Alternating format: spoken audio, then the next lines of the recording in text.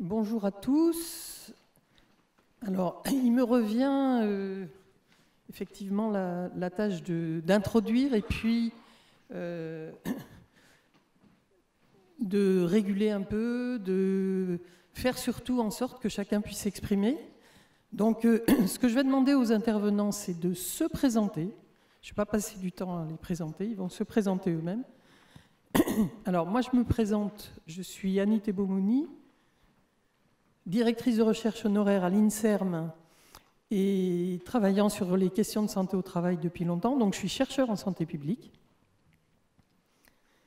Et je suis aussi présidente de l'association Henri Pézra, Santé, Travail, Environnement, qui travaille, et dont Phytovictime est aussi partie prenante. Et sur cette question des produits phytosanitaires, il me semble qu'il y a toute une réflexion à avoir aussi non seulement entre riverains et professionnels, mais aussi entre scientifiques et mouvements citoyens pour essayer de faire évoluer les choses. Alors, très rapidement, une petite introduction, puisqu'il y a une question, qu'est-ce qu'un produit phytosanitaire ? Et là, je vais repartir du premier travail qui a été fait sur cette question. C'est une chercheuse américaine, biologiste, qui s'appelait Rachel Carson, qui a écrit un bouquin que je vous recommande, qui est traduit en français, qui s'appelle Un printemps silencieux, et qui, dès les années 50, a observé, avec la montée justement de l'utilisation des agrotoxiques, des phytosanitaires, que le printemps devenait silencieux, on n'entendait plus les oiseaux, et on ne voyait plus la vie comme on la voyait avant l'utilisation des phytosanitaires. Et c'est à partir de ce qu'elle dit que je vous propose de réfléchir justement à l'appellation, parce que les mots ont une grande importance. Et Rachel Carson, à l'époque, on parlait de pesticides plus que de phytosanitaires, et en anglais, c'était pesticide.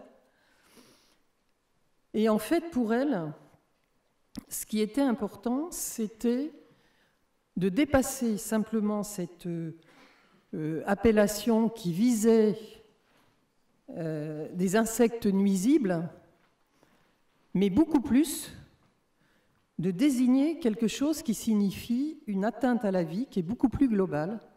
Et elle a adopté comme appellation le mot de biocide, qu'on entend, qui a pris des formes dans la réglementation européenne, je ne reviendrai pas là-dessus. Mais ce qu'il faut retenir, c'est une atteinte globale à la vie. Et ce qu'elle a fait dans son ouvrage, c'est aussi de montrer quelles étaient les différentes, le dynamisme d'action, la dynamique d'action de ces biocides dans les organismes vivants, avec 3 dimensions qu'on retrouve de façon diverse dans ce qu'on connaît actuellement de l'impact des pesticides. Une première action qui est le fait qu'on a une biopersistance ou une bioaccumulation qui entretient une capacité constamment présente d'action toxique. C'est très important d'avoir ça en tête, c'est-à-dire que quand vous respirez ou quand vous êtes en contact cutané avec un pesticide, ce pesticide ne disparaît pas de votre organisme, mais s'accumule parfois dans les os, parfois dans les graisses, parfois dans le sang, parfois dans les neurones. Et qu'à partir de là, cette capacité toxique va, à plus ou moins long terme, éventuellement produire des dégâts. Deuxième dimension, très importante, mise en évidence dès 60, le bouquin de Rachel Carson a été publié en 62. Deuxième dimension, les substances se transforment. Il y a ce qu'on appelle le métabolisme, vous avez souvent entendu ce mot-là. Eh bien, chaque substance peut avoir des formes de transformation métabolique qui font que ce qui va être produit est différent de la substance d'origine et peut avoir faire également des dégâts, et sûrement qu'on va en parler dans la suite. Et puis, troisième élément, et Paul l'évoquait déjà, c'est le fait que quand on a plusieurs substances en présence, plus leurs métabolites, parfois et même souvent, il y a des effets de synergie. C'est-à-dire que, je vais prendre un exemple, en sortant des pesticides, parce qu'on a malheureusement très peu de travaux scientifiques sur les effets de synergie.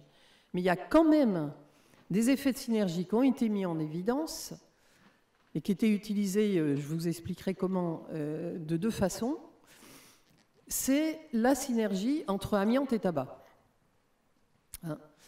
Le tabac est un cancérogène indéniablement et l'amiante est un cancérogène indéniablement.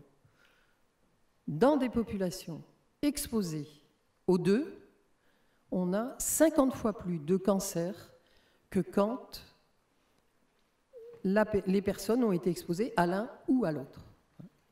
Alors, à quoi ça aboutit dans la période où l'utilisation de l'amiante était encore très fréquente et comment c'est encore utilisé dans les pays où malheureusement l'interdiction de l'amiante n'est pas en vigueur? Je pense au Brésil, à l'Inde et d'autres pays comme ça. Eh bien, les industriels de l'amiante ont mis des panneaux interdits de fumer à l'entrée de leurs usines. Parce que comme ça différait un peu le moment où ils allaient éventuellement être confrontés à l'indemnisation. Et évidemment, du côté des victimes, du côté des mouvements citoyens qui se sont mis en route à partir des années 60-70 dans un certain nombre de pays, on a eu un mouvement en France dans les années 70, vous voyez, c'est long. Hein. Il a fallu attendre la fin des années 90 pour que l'amiante soit interdit, alors que le mouvement a commencé dans les années 70. Et en fait, là, l'idée a été que on doit bien sûr cesser de fumer, mais on doit aussi arrêter d'utiliser l'amiante. Alors, si je reviens aux pesticides, je crois qu'on est face à quelque chose qui est classique pour les cancérogènes, mais qui est démultiplié pour les biocides, ou enfin les phytosanitaires, c'est qu'on est en présence de très nombreuses molécules.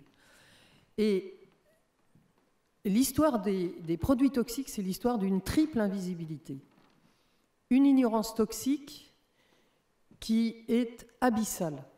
On a moins de 7%, enfin les Américains, à un moment donné, il y a quelques années, disaient que moins de 7% des molécules ont été testées pour leur toxicité. Et il y en a évidemment une toute petite partie qui est réglementée. Et la réglementation se fait souvent sous forme de valeurs limites d'exposition. Or, on sait que ce sont des produits pour lesquels il n'y a pas de seuil de toxicité la plupart du temps.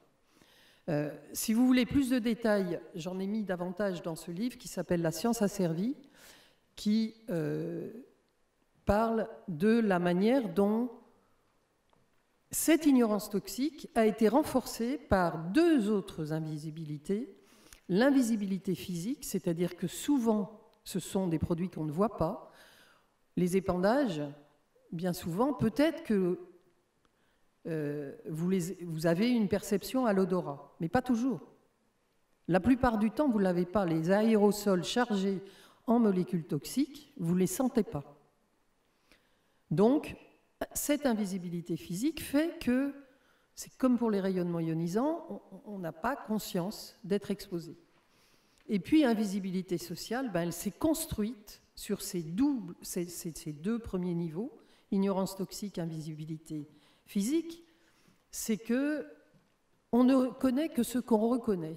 Et on reconnaît extrêmement peu, parce que, là aussi, je renvoie à ce bouquin, parce qu'on n'a pas le temps maintenant, mais on pourra éventuellement en reparler, parce que les industriels de la chimie, du nucléaire, de l'amiante, se sont donné les moyens de semer le doute en permanence sur la toxicité, retardant d'autant les réglementations.